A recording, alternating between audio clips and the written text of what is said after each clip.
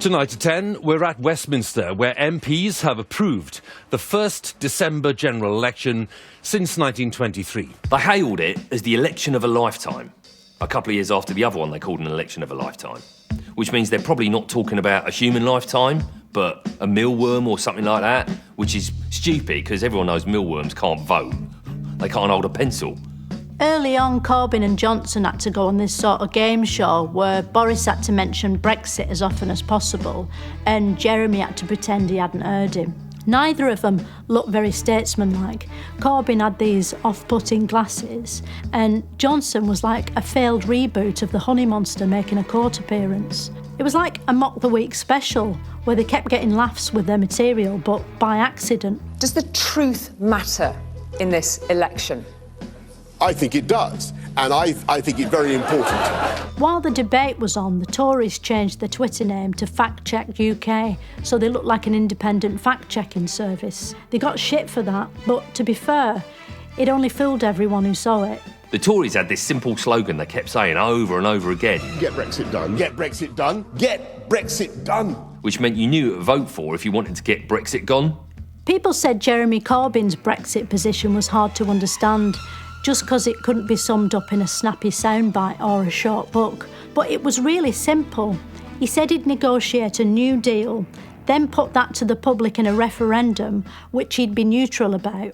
Then he'd subtract the deal you first thought of, fold the result in half and multiply it by the Jews.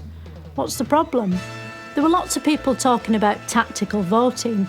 To vote tactically, you had to ignore who you wanted to vote for and instead vote Lib Dem, which is short for the Liberal Dems. They're this sort of middle filler party that used to be run by the world's oldest Doctor Who, Winch Cable, until he regenerated into this Girl Guide leader called Joe from Swindon. The Tories had the right-wing press on their side, but Jeremy Corbyn had momentum behind him, which was ironic.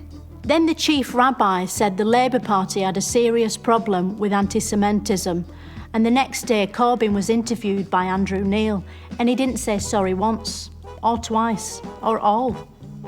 Boris Johnson was supposed to be interviewed too, but when he saw what Andrew Neil had done to Corbyn, he must have shut his own arse up his back, because suddenly he was too busy doing other things.